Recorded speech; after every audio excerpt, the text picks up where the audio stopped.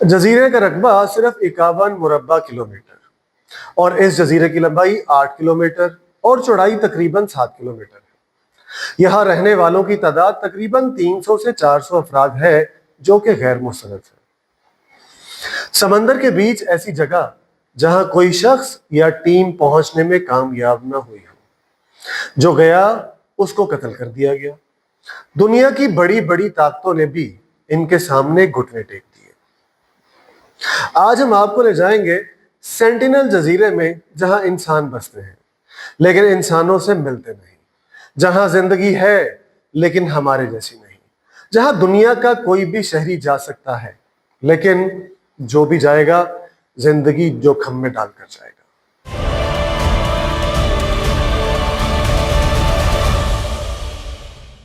आज दुनिया के हर छोटे बड़े जजीरे का बैरूनी दुनिया से राब्ता हो चुका है।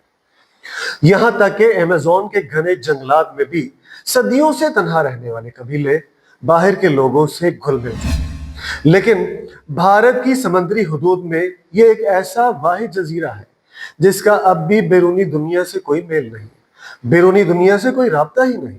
इस जजीरे का नाम नॉर्थ सेंटिनल है।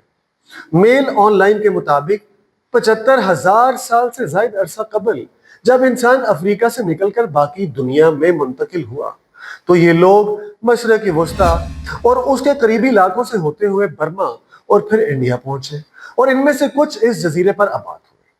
तब से लेकर आज तक जजीरे पर बसने वाले ये लोग तन्हा जिंदगी गुजार रहे हैं और जो कोई इनके जजीरे पर जाने की कोशिश करता है ये उसे हलाक कर देते हैं। अब तक इस जजीरे पर पहुंचने और इस कबीले से राब्ता करने की सैकड़ों कोशिशें हो चुकी हैं। कई बार लोग गए, कई बार लोगों ने जाने की कोशिश की, लेकिन ये लोग जहरीले तीरों, पत्थरों और नेजों से आने वाली हर टीम को मार भगाते हैं। 2018 में एक 26 साल ईसाई मुबल्लिग जॉन एलन चाओ, जो कि अमेरिकन था, उसको यहाँ आने की सूझी। जब वो यहाँ पहुंचा तो उसको भी मार दिया गया। ये वाकया दुनिया भर में खबरों की जीनत बना और एक इखलाकी, मजहबी और इंसानी हुकूक की बहस का आगाज भी हुआ। जॉन एलन चाओ एक अमरीकी मुबल्लिग था। वो एक ईसाई मिशनरी तंजीम से वाबस्ता था और उसका मकसद दुनिया के सबसे दूर दराज लोगों तक इंजील का पैगाम पहुंचाना था।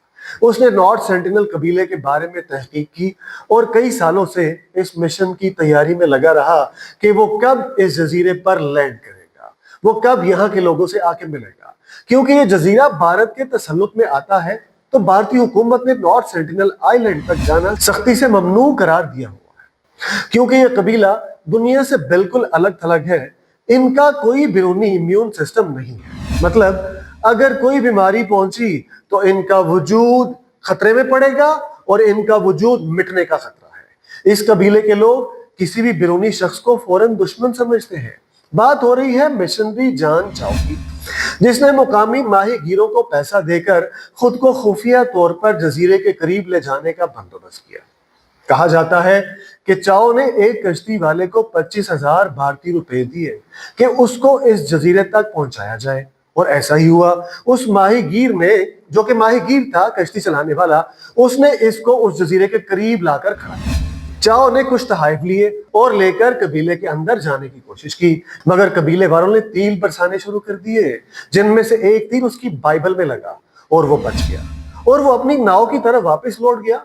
जॉन चाओ ने जजीरे पर दूसरी तरफ से दाखिल होने की कोशिश की, लेकिन इसी कोशिश में इसे कबीले के लोगों ने कत्ल कर दिया। माहीगीरों ने दूर से देखा, जो समंदर के उस पार मौजूद थे, कि कबायलियों ने उसके जिस्म को घसीटा और साहिल पर रेत में दफन कर दिया। भारतीय हुकूमत ने जॉन की लाश निकालने की कोशिश नहीं की, क्योंकि ये कबाइल खुद मुख्तार है और मुदाखलत उनकी नस्ल के लिए खतरनाक हो सकती थी। जॉन चाओ के खानदान ने ऐलान किया कि हम अपने बेटे का खून माफ करते हैं और कबीले पर इल्जाम नहीं लगाते, क्योंकि उनका बेटा चाओ जानबूझकर वहां गया था। जॉन एलन ने कुछ अरसा कबल ही नॉर्थ सेंटिनल जाने का ऐलान किया। इस शख्स का कहना था कि सेंटिनल पर बसने वाले कबीले को मसीही बनाना उनकी जिंदगी का सबसे बड़ा मकसद है। उनके करीब अंडमान और निकोबार नामी जजायर भी मौजूद हैं, जो काले पानी के हवाले से शोहरत रखते हैं। बरतानवी साम्राज्य के दौरान قابض برطانوی حکومت لوگوں کو کالے پانی کی سزا دے کر انڈیمان اور نیکوبارا پر بھیج دیتی تھی۔ تاریخ میں سینٹینل جزیرہ بھی ایسٹ انڈیا کمپنی کی ایک سروے ٹیم نے 1771 میں دریافت کیا۔ اس ٹیم نے اپنی ایک رپورٹ میں اس جزیرے کا ذکر کیا۔ وہ اس کے پاس سے گزرے اور رکے بغیر آگے نکل گئے۔ اب یہ ٹیم وہاں کرنے کیا گئی تھی؟ اس ٹیم کے مطابق انہوں نے اسے افسانوی جزیرہ قرار دیا۔ 1867 میں انڈیمان پر قید کچھ لوگ فرار ہو گئے۔ انڈیمان کا انگریز افسر مقامی لوگوں کی مدد سے ان کی تلاش میں نارتھ سینٹینل جزیرے کی طرف جا نکلا۔ ابھی وہ ساحل سے کچھ دور تھے کہ لمبے اور ننگ دڑنگ قبائلیوں نے تیر اور نیزوں سے ان کی کشتی پر حملہ کر دیا۔ یہ قریب جائے بغیر واپس آ گئے۔ اسی سال انڈین نیوی کا ایک جہاز ساحل پر لنگر انداز ہوا جس میں 100 سے زیادہ لوگ سوار تھے۔ وہ 3 دن تک ساحل پر رکے تھے۔ کچھ لوگوں کا ماننا ہے کہ شاید یہ جہاز خرابی کی وجہ سے جزیرے پر لنگر انداز ہوا ہو، لیکن ایسا نہیں تھا۔ یہ جہاز وہاں پہ ویسے ہی لنگر انداز ہوا۔ اس دوران مقامی قبیلے کی طرف سے کسی رد عمل کا مظاہرہ نہیں کیا گیا۔ شاید وہاں کے لوگ زیادہ تعداد لوگوں کی ہونے کی وجہ سے اندر گھنے جنگلوں میں چھپ گئے ہوں۔ تیسرے دن کچھ قبائل جن کے سیاہ چہرے، ناک پر سرخ رنگوں سے ڈیزائن تھے، اس ساحل کے اوپر جو جہاز لنگر انداز تھا اس پر حملہ آور ہوئے۔ نیوی کپتان کے مطابق وہ کچھ باتیں کر رہے تھے یا نعرے لگا رہے تھے جس کا مطلب ہو سکتا تھا کہ فوری واپس لوٹ جاؤ، یہاں سے چلے جاؤ۔ اس جزیرے پر بسنے والوں کا آج کے انسانوں اور ترقی یافتہ دنیا سے پچھلے 30,000 سال سے بھی زائد عرصے سے کوئی رابطہ یا کوئی واسطہ نہیں، اور نہ ہی انہوں نے اب تک کھیتی باڑی کرنا سیکھا ہے، بلکہ وہ اب تک درختوں کے پھل اور پتے یا سمندری مچھلیاں کھاتے ہیں۔ وہ جس جزیرے پر رہتے ہیں اسے دنیا کا مشکل ترین جزیرہ، دنیا کا سب سے خطرناک جزیرہ، دنیا کا سب سے اکیلا جزیرہ، دنیا کا سب سے عجیب و غریب جزیرہ، دنیا کا سب سے انوکھا جزیرہ کہا جاتا ہے، کیونکہ یہ دنیا کا آخری غیر آباد علاقہ ہے جس کا باقی دنیا سے کوئی رابطہ نہیں۔ یہ جزیرہ اور اس جیسے کئی جزائر تاج برطانیہ کے پاس تھے جو تقسیم ہند کے وقت بھارت کو منتقل ہو گئے تھے۔ سینٹینل جزیرے کے بارے کچھ پرانے ریکارڈ بھی دلچسپی سے خالی نہیں ہیں، جن کے مطابق 1901 میں یہاں آبادی 117 تھی، 1931 میں 50 اور 1991 میں صرف 23 افراد پر مشتمل تھی۔ آخری اندازہ 2011 کا ہے جس کے مطابق یہاں کی آبادی 40 افراد پر مشتمل ہے۔ یہ لوگ کون ہیں؟ کہاں سے آئے تھے؟ ان کا رہن سہن کیسا ہے؟ ان کی زبان کیا ہے؟ سوائے چند اندازوں کے اس بارے میں کسی کو کچھ نہیں پتا۔ گھنے جنگلوں میں گھاس پھوس سے جھونپڑیوں جیسے گھر بنائے ہوئے ہیں جن کے سامنے کوئی دیوار یا برآمدہ نہیں ہے۔ یہ قوم دنیا کی انوکھی اور اکیلی ترین قوم کا درجہ رکھتی ہے۔ موسمی اعتبار سے ٹراپیکل خطہ ہے، یہاں پہ ہر وقت بارشیں ہوتی رہتی ہیں، اور یہی وجہ ہے کہ یہ لوگ اپنی امیونٹی اس طرح سے نہیں بنا سکے۔ پورا سال درجہ حرارت 25 سے 30 ڈگری سینٹی گریڈ کے درمیان رہتا ہے۔ پچھلے 200 سال میں اس جزیرے پر جانے والے یا اس پر معلومات حاصل کرنے کی لاتعداد کوششیں ہوئی، مگر ساری کی ساری بے سود رہی۔ جنوری 1880 میں ایک برطانوی فوجی مہم سینٹینل جزیرے پر گئی۔ جزیرے کے لوگ انہیں دیکھ کر جنگلوں میں چھپ گئے۔ برطانوی فوج کو یہاں ایک جگہ ایک خاندان تھا جس میں 2 بوڑھے ماں باپ اور 4 چھوٹے بچے تھے۔ انہیں انڈیمان لے جایا گیا، یعنی ان کے جزیرے سے ایک اور جگہ لے جایا گیا جہاں وہ بہت جلد بیمار ہو گئے، کیونکہ کچی پکی خوراک کی وجہ سے ان کا جسمانی مدافعتی نظام انتہائی کمزور ہے۔ یہ باہر کی آب و ہوا، کھانا پینا برداشت نہیں کر پاتے اور بیمار ہو جاتے ہیں۔ بوڑھی عورت اور مرد بھی بیمار ہو کر کچھ ہی عرصے کے بعد مر گئے۔ فوجی ٹیم نے کیا کیا؟ فوجی ٹیم نے چاروں بچوں کو بہت سارے تحائف دے کر واپس ان کے جزیرے پر چھوڑ دیا۔ اس کے بعد 1896 میں انڈیمان سے 3 قیدی بھاگ کر نارتھ سینٹینل چلے گئے۔ ان کی تلاش میں جانے والی پارٹی کو 2 کا تو کچھ پتہ نہیں چلا، لیکن تیسرے کی لاش ساحل پر پڑی ملی جس کی ناک کٹی ہوئی تھی اور جسم نیزوں سے چھلنی تھا، اور اس کے اوپر اور بھی کافی سارے دھات کے نشان تھے۔ 1967 میں ایک بھارتی پنڈت جزیرے پر گیا۔ اسے دیکھ کر قبیلہ اندر اپنے جنگلوں میں چلا گیا، جس پر پنڈت کی ٹیم نے لائے ہوئے سارے تحفے ان کی جھونپڑیوں کے سامنے رکھ دیے اور واپس آتے ہوئے ان کی کچھ یادگار چیزیں بھی لیتے آئے۔ جن میں تیر کمان، ٹوکری اور ایک جنگلی سور کا ڈھانچہ تھا۔ 1970 میں ایک اور پارٹی جزیرے پر گئی۔ پہلے انہوں نے دور سے ہی کافی ساری مچھلیاں جزیرے پر پھینکی، جس کا مطلب تھا کہ ہم دوستی چاہتے ہیں۔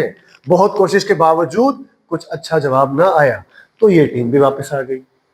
آخر یہ ٹیمیں کرنے کیا جاتی تھی جب واپس ہی آ جانا ہوتا تھا؟ نیشنل جیوگرافی کی ایک ٹیم بھی 1974 میں اس جزیرے پر آئی۔ اس ٹیم نے کچھ یہاں پہ تحقیق کرنا چاہی۔ وہ ایک ڈاکیومنٹری فلم بنانے جا رہے تھے جس کا نام مین ان سرچ آف مین تھا۔ ان کے ساتھ بڑی تعداد میں کیمرہ مین اور فوٹوگرافر اور مسلح سپاہی بھی تھے۔ ساحل پر پہنچ کر انہوں نے کچھ تحفے ساحل پر دیے، جن میں ناریل کے پکانے کے برتن، بچوں کے کھلونے، کار گھڑیاں اور ایک زندہ سور تھا۔ قبائلیوں نے سب چیزیں اٹھا لی اور تیروں سے حملہ کر دیا۔ ایک تیر فلم ڈائریکٹر کی ران میں لگا، یعنی تھائی میں لگا، اور وہ شدید زخمی ہو گیا۔ ٹیم اپنی مہم ختم کر کے واپس آ گئی۔ اسی سال ایک اور کوشش کی گئی جب انڈین نیوی نے ساتھ کے جزیرے سے چند لوگ ساتھ لیے کہ شاید یہ بھی جنگلی لوگ ہیں اور ان کی وجہ سے کچھ اچھا جواب مل جائے، مگر ساتھ والے جزیرے کے لوگوں کو ان کی زبان کچھ سمجھ نہ آئی۔ یہ کیا بولے انہیں کچھ سمجھ نہ آیا۔ 1981 میں جزیرے کے قریب ایک کارگو جہاز خراب ہو گیا اور جہاز کا حملہ چھوٹی کشتیوں پر نارتھ سینٹینل جزیرے پر چلا گیا۔ یہ ساحل کے قریب کشتیوں میں رہے۔ بعد میں انڈین نیوی کے ہیلی کاپٹر ان سب افراد کو واپس لے کر آئے۔ 1991 میں بھی ایک ٹیم جزیرے پر پہنچی اور حیران کن طور پر قبائلی ان کے قریب آ گئے۔ اس ٹیم نے کافی تصویریں بنائی۔ اب تک نارتھ سینٹینل جزیرے کی جتنی بھی تصویریں ہیں وہ اسی مہم کی کاوش ہے۔ ایک اور کامیاب سروے مہم اسی سال جزیرے پر اتری، لیکن اس بار ان کا موڈ کچھ اور تھا۔ اس بار جزیرے کے لوگوں نے اس پوری ٹیم کے ساتھ کوئی تعاون نہ کیا، کوئی معلومات نہ مل سکی۔ 2004 کے سونامی کو چیک کرنے کے لیے سینٹینل آئی لینڈ پر یہ اندازہ لگانے کے لیے ٹیمیں بھیجی گئی کہ سونامی کے 3 دن بعد کیا یہاں پہ کوئی نقصان پہنچا ہے کہ نہیں پہنچا۔ بھارتی نیوی کا ایک ہیلی کاپٹر اوپر اڑتا ہوا آیا، لیکن اس کے اوپر بھی جزیرے کے لوگوں نے تیر اور نیزوں کے ساتھ حملہ کر دیا۔ یہی وجہ تھی کہ ہیلی کاپٹر اترے بغیر چلا گیا۔ 2006 میں 2 مچھیرے جو قریبی مچھلیاں پکڑ رہے تھے، ان کی کشتی خراب ہو گئی اور مقامی لوگوں نے انہیں پکڑ کر مار دیا۔ تمام تر کوششوں کے باوجود جب اس مقامی قبیلے نے کسی قسم کا تعلق رکھنے سے انکار کر دیا تو بھارت نے سینٹینل جزیرے پر جانا یا اس کے 5 کلومیٹر کی اندر تک جانے سے بالکل پابندی عائد۔ انڈمان انتظامیہ کے مطابق اس جزیرے کے آس پاس جانا بھی غیر قانونی ہے۔ اب عالمی میڈیا میں یہ بحث طول پکڑتی جا رہی ہے کہ نارتھ سینٹینل لوگوں کے بارے میں جاننے کا کیا طریقہ ہو سکتا ہے۔ کیا وہاں فوج بھیجی جائے جو سب کو پکڑ لے اور پھر اس جزیرے کا مشاہدہ کیا جائے، یا انہیں بے ہوش کیا جائے؟ مگر دونوں طریقوں میں تصادم کا خطرہ ہے جس سے جانیں بھی جا سکتی ہیں، اور ان لوگوں کے ہلاک ہونے کے بعد وہاں کوئی ایسا فرد نہیں بچے گا جو کہ دنیا کے الگ تھلگ قبیلے کا باعث ہو اور اس سے ان کے طرز زندگی کی معلومات حاصل کی جا سکے، اور نہ ہی پھر دنیا کی مختلف یونیورسٹیاں اور ٹی وی چینل ان کے طرز زندگی پر ریسرچ کر سکیں۔ ایک اور اہم بات یہ ہے کہ ان کے کمزور جسمانی مدافعتی نظام کی بنیاد پر ہو سکتا ہے کہ وہ باہر کی دنیا میں زندہ ہی نہ رہ سکے۔ اس کے علاوہ یہ اس نایاب قبیلے کی انسانی زندگیوں سے شدید زیادتی بھی ہوگی۔ بہترین حل جو اب تک سامنے آیا ہے کہ وہاں ایک ڈرون بھیجا جائے جو مخصوص بلندی پر رہتے ہوئے ان افراد کی فلم و عکس بندی کرے، جس سے ان کے رہن سہن کا طریقہ معلوم ہو سکے، اور ڈرون میں آواز ریکارڈ کرنے والے طاقتور آلات نصب ہوں جو وہاں کی آوازیں بھی ریکارڈ کر سکے۔ لیکن اس پر بھی کچھ تحفظات ہیں کہ جب وہ خود دنیا سے رابطہ نہیں رکھنا چاہتے تو ان کی جاسوسی کیوں کرنی چاہیے، اور جب وہ خود دنیا سے نہیں ملنا چاہتے تو ان کی جاسوسی کرنے کی بجائے انہیں ان کے حال پر چھوڑ دیا جائے۔ مستقبل میں شاید وہ خود رابطہ کرنا چاہیں یا بیرونی دنیا کو خوش آمدید کہیں، تب تک انہیں ان کے حال پر چھوڑ دینا ہی بہتر ہے۔ کچھ ہی عرصہ قبل انڈیا کی پولیس نے بحر ہند میں انڈین حدود میں موجود دنیا سے الگ تھلگ جزیرے سینٹینل میں دورہ کرنے والا ایک اور شخص پکڑ لیا۔ یہ شخص ایک امریکی تھا جس کا مقصد دوبارہ اس جزیرے کی طرف آنا تھا، لیکن اس شخص سے جب پوچھ گچھ کی گئی تو اس نے صاف اور واضح الفاظ میں بتایا کہ اس کا مقصد ان کے اوپر تحقیق کرنا تھا۔ بھارتی پولیس نے اس کو جیل میں بھیجا۔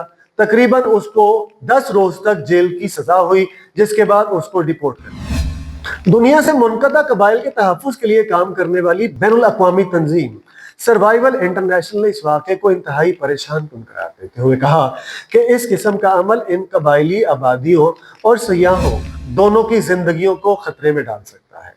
तंजीम की जानिब से जारी इलामिये में कहा गया है कि अच्छी खबर है कि ममनुआ खित्ते में दाखिल होने वालों को गिरफ्तार किया जाता है और उनको सजा दी जाती है, और इस कबीले की देखभाल ना सिर्फ इंडिया के लिए जरूरी है बल्कि पूरी दुनिया को इनका ख्याल रखना